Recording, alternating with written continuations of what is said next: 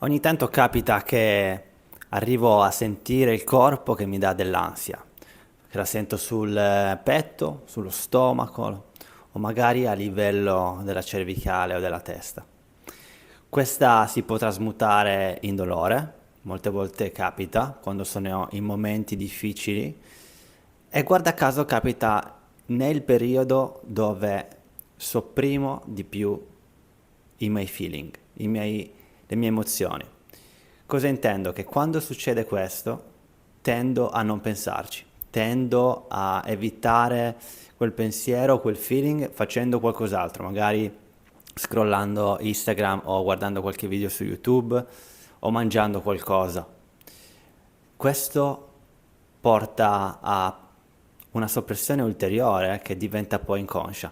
Noi non vogliamo che questo diventa inconscio e quello che succede automaticamente è che ce ne dimentichiamo magari per qualche giorno, quel feeling magari si acquieta, ma poi ritorna su ancora più forte.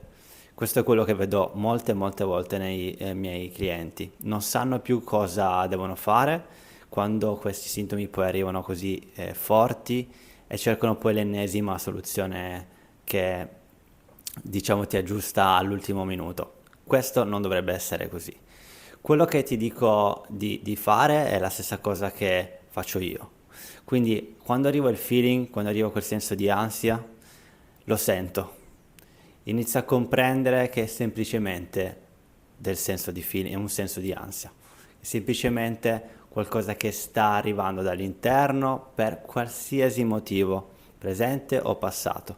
Ok? Non possiamo cambiare il passato, possiamo però cambiare come stiamo reagendo a questo feeling.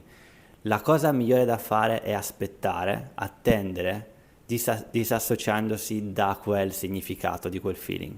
Quindi non iniziare a dire ah è per questo o per quello, ok, qualsiasi cosa, sento questo feeling nel corpo, nel petto e attendo.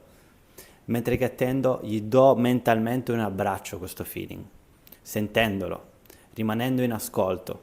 Vedrai che questo inizierà ad emergere con meno forza e inizierà a cambiare di intensità e anche di locazione probabilmente. A quel punto vedrai che scenderà, non aspetti che scende, rimani sempre solo in ascolto. Quando inizia a scendere e questo processo inizia a affievolirsi di intensità, e ricontinui con quello che stai facendo nella tua vita. Questo è il modo migliore per non sopprimere un'emozione o un sintomo fisico.